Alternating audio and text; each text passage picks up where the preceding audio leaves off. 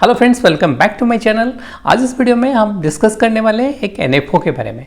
Tata mutual fund की तरफ से Tata Nifty financial services index fund लेकर के आया है, जो कि 8 अप्रैल को ओपन होगा और ये 22 अप्रैल तक ओपन रहेगा। सो बेसिकली ये जो इंडेक्स फंड है, ये इंडेक्स फंड होता क्या है, इसमें क्या डिटेल रहेगा, कितना इन्वेस्टमेंट करना पड़ेगा, मिनिमम इन्वेस्टमेंट कितना रहेगा, क्या रिस्क रहेगा, डिटेल में इस वीडियो के अंदर हम डिस्कस करने वाले हैं। ओके, सो अगर देखें, फाइनेंशियल सर्विसेज बैकबोन होता है एक कंट्री का, एक पिलर होता है कंट्री का। तो इस अगर एक कंपनी, एक कंट्री का अगर इकोनॉमी ठीक होगा, इसका मतलब बैंकिंग फाइनेंशियल सर्विसेज स्ट्रांग है। अगर बैंकिंग फाइनेंशियल सर्विसेज डाउन है तो इकोनॉमी में डाउन जाएगा। ओके, सो इंडिया का इकोनॉमी अभी स्ट्रांग है, अभी आने वाले समय में स्ट्रांग रहेगा, क्योंकि इसका बैकबोन जो है बैंकिंग फाइनेंशियल सर्विसेज स्ट्रांग है। आने वाले समय में इसमें ग्रोथ देखने को मिलेगा। सो आइए डिटेल जानते हैं इस फंड के बारे में। जैसे कि मैंने बताया, ये 8 अप्रैल को ओपन होगा, 22 अप्रैल तक ओपन रहेगा। सो पिलर्स, इसको बोला जाता है pillars of an economy, pillars of India. जैसे कि मैंने बताया कि बैंक्स हैं, इसके अंदर एएमसी आ जाते हैं, इसके अलावा एनबीएफसी आ जाते हैं, एचएफसी आ जाते हैं, और इसके अलावा इंश्योरेंस कंपनीज आ जाते हैं। यानी एक सेक्टर के अंदर इतने सारे सब सेक्टर हैं। ओके, सो हम अगर बात करें बैंक्स की बात करें, अब अगर देखिए ईयर ऑन ईयर बेसिस पे बैंकिंग सेक्टर में तेजी देखने को मिल रहा है, साथ ही साथ इसमें ग्रोथ देखने को मिल रहा है, अच्छा खासा ग्रोथ देखने को मिल रहा है बैंकिंग सेक्टर में। यानी बैंक्स जो है, प्राइवेट हो, चाहे वो गवर्नमेंट हो या प्राइवेट हो, अगर बैंकिंग क्रेडिट ग्रोथ की बात करें 21% के हिसाब से ग्रो कर रहा है। और पिछले साल की हम बात करें, डिपॉजिट ग्रोथ जो है 14% के हिसाब से ग्रो किया है।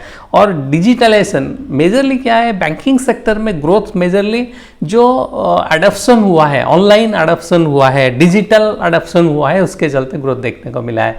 खास करके जैसे बैंकिंग सर्विस हो गया, सारा चीज़ मोबाइल में हो जाता है। सो बेसिकली इसमें जो अभी जो इंट्रोड्यूस हुआ है हमारे देश में, सबसे बड़ी, वर्ल्ड का सबसे बड़ा इकोनॉमी इंडिया है, जहाँ पे ज़्यादा जो है आपका डिजिटल पेमेंट होता है, ना यूपीआई में पेमेंट होता है। और इसका जो ईयर इन ईयर ग्रोथ हुआ है ये इस साल जो ग्रोथ हुआ है 57%, पिछले साल के मुकाबले 57% ग्रोथ किया है। और क्रेडिट कार्ड ग्रोथ भी अच्छा खासा देखने को मिला है, जो कि 65% ग्रोथ किया है पिछले साल के मुकाबले।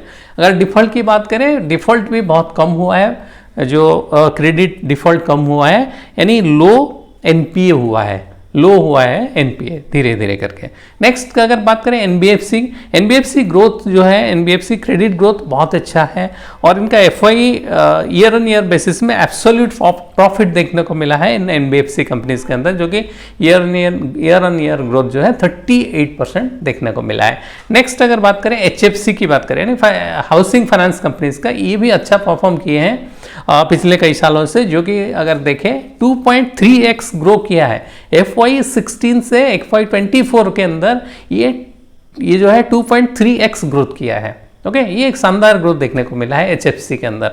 हम अगर म्यूचुअल फंड इंडस्ट्रीज की बात करें, AUM 6.5x ग्रोथ किया है, अनइमेजिनेबल, मतलब इतना तेजी से पिछले 10 साल में ग्रो किया है। FY14 से लेके FY24 के अंदर 10 साल के बीच में 6.5x ग्रोथ किया है AUM। यानी म्यूचुअल फंड कंपनीज का जो CAGR ग्रोथ है 23.05%। यानी सब म्यूचुअल फंड के अंदर इन्वेस्टमेंट करना चाह रहे हैं, लोग इन्वेस्ट कर भी रहे हैं।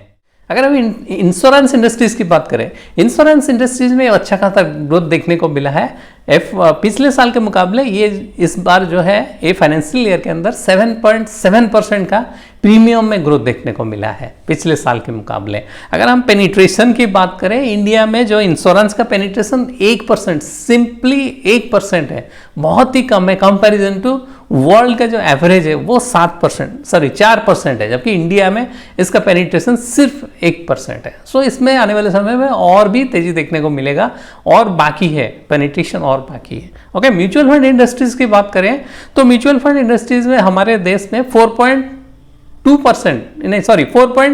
करोड़ लोग इन्वेस्ट किए हैं म्यूचुअल फंड के अंदर, जबकि हमारा पॉपुलेशन 143 करोड़ है, 43.8 करोड़ है। ओनली 4.2 करोड़ लोग इन्वेस्ट कर रहे हैं म्यूचुअल फंड के अंदर, इधर उनका एक फोलियो है या इन्वेस्टमेंट कर रहे हैं। ओके, सो ये पेनिट्रेशन की अगर बात करें, इंडिया का जो पेनिट्रेशन है म्यूचुअल फंड के अंदर 15% ओनली, जबकि वर्ल्ड का पॉपुलेशन, वर्ल्ड का जो ग्लोबल पेनिट्रेशन है वो 74%, यानी 74% लोग जो है म्यूचुअल फंड के अंदर इन्वेस्टमेंट कर रहे हैं ग्लोबली। राइट। सो हमारे म्यूचुअल फंड इंडस्ट्रीज आने वाले समय में बहुत तेजी से ग्रो करने वाला है। लोग धीरे धीरे म्यूचुअल फंड के अंदर आ रहे हैं।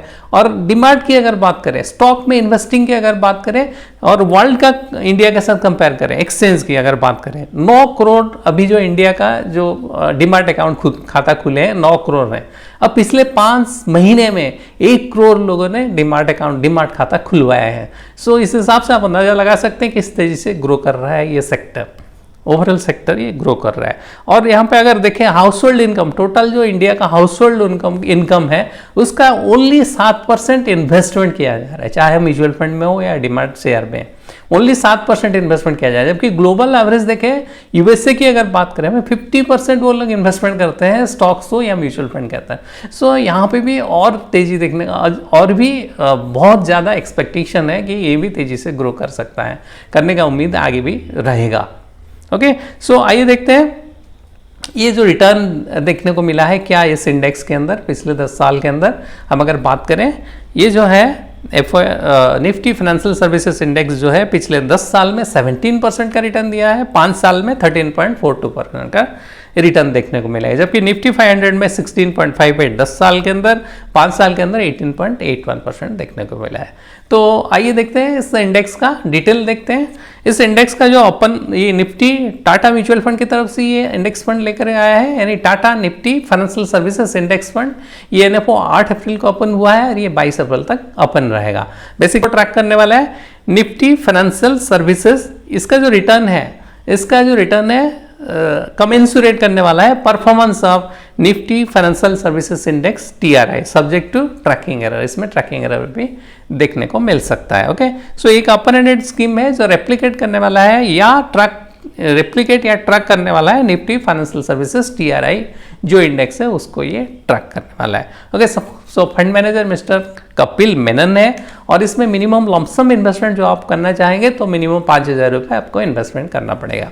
अगर जहाँ तक चार्जेस का सवाल है, इसमें आपको एग्जिट लोड, एंट्री लोड तो नील ही है, आपको कुछ पैसा एक्स्ट्रा चार्जेस नहीं लगेगा जब इन्वेस्टमेंट करेंगे। जब निकालेंगे यानी एग्जिट लोड है 0.25%। अगर कंडीशन ये है कि आप 15 दिन से पहले 15 डेज के अंदर अगर निकालते हैं तभी आपको लगेगा। सो ये फंड जो है basically equity related instrument index के अंदर इन्वेस्टमेंट करने वाला है। सो ये इसमें इन्वेस्टमेंट करने से वेरी हाई रिस्क हो सकता है और ये ट्रैक करने वाला है निफ्टी फाइनेंशियल सर्विसेज इंडेक्स को ये ट्रैक करने वाला है। सो इस फंड के अंदर आप अगर इन्वेस्टमेंट करना चाहते हैं तो इसमें इन्वेस्टमेंट कर सकते हैं, लेकिन इसमें आपको वेरी हाई रिस्क होने वाला है। सो इस फंड के अंदर इन्वेस्टमेंट करने से पहले आप अपना फाइनेंशियल एडवाइजर से एक बार सलाह जरूर लें। मेरी वीडियो आपको कैसा लगा कमेंट में जरूर बताएं और ऐसे वीडियो अपडेट्स के लिए मेरे चैनल को सब्सक्राइब करना ना भूलें। थैंक्स फॉर वॉचिंग, मिलते हैं और एक नए वीडियो के साथ।